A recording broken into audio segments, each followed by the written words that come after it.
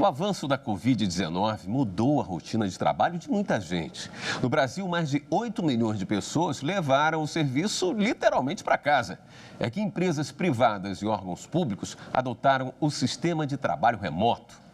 Na primeira reportagem especial sobre o impacto da pandemia no nosso dia a dia, você vai ver que o teletrabalho é uma modalidade que veio para ficar em muitos setores da economia. A estação de trabalho da Rafaela é a cara dela. Só que o espaço está assim, vazio desde março. Em casa, o laptop ganhou um cantinho da sala e é aí que mantém o serviço em dia. Eu nunca tinha vivido isso e achava que eu não ia conseguir administrar o tempo entre os serviços de casa e os do trabalho. O que é natural. Acredito que muita gente deve passar por isso também. Mas eu vi que isso é possível quando se tem foco e disciplina. E vontade. Rafaela está entre as mais de 8 milhões de pessoas que estão trabalhando de forma remota no Brasil, segundo o último levantamento do IBGE.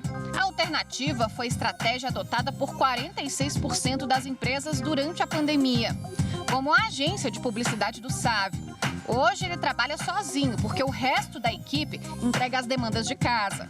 Hoje se busca uma harmonia muito maior, né? No momento em que você foi obrigado a permitir que o funcionário fizesse o seu próprio horário, ou tivesse mais em casa, ou trabalhasse junto do filho, às vezes o filho pequeno subindo no colo.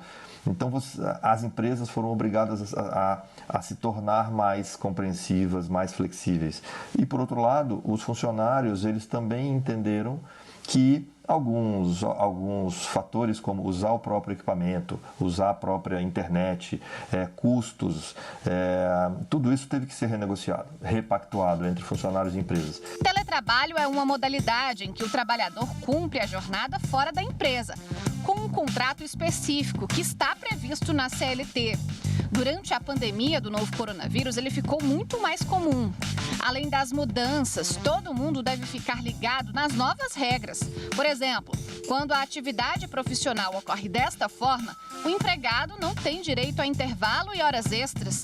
Também não ocorre o controle sobre as horas efetivamente trabalhadas. Para você se instituir um regime de teletrabalho, você precisa de um acordo mútuo entre empregador e empregado. E aí um aditivo contratual é o ideal para a gente poder estabelecer essa relação. Considerando, inclusive, que, por exemplo, o fornecimento de materiais pelo empregador, apesar de não obrigatório dos materiais para o teletrabalho, ele não é obrigatório. Mas se ele houver, ele tem que estar disposto em contrato.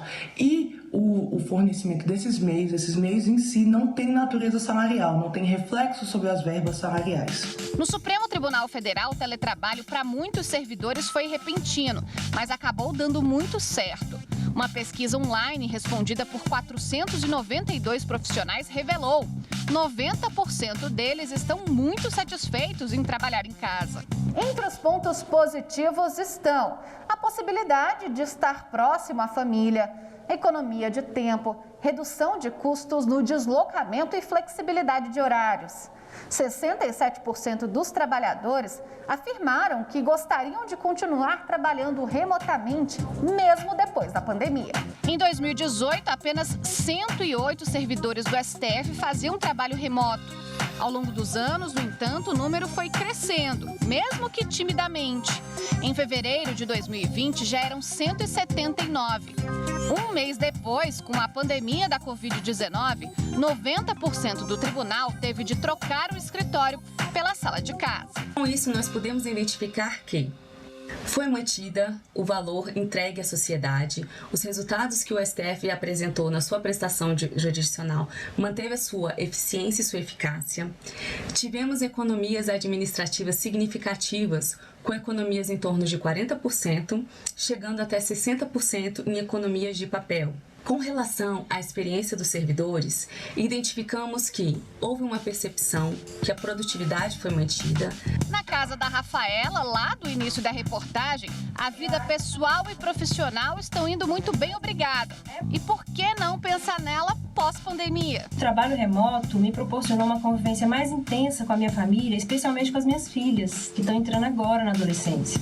É por isso que eu gostaria, sim, de continuar o trabalho remoto mesmo após o fim da pandemia.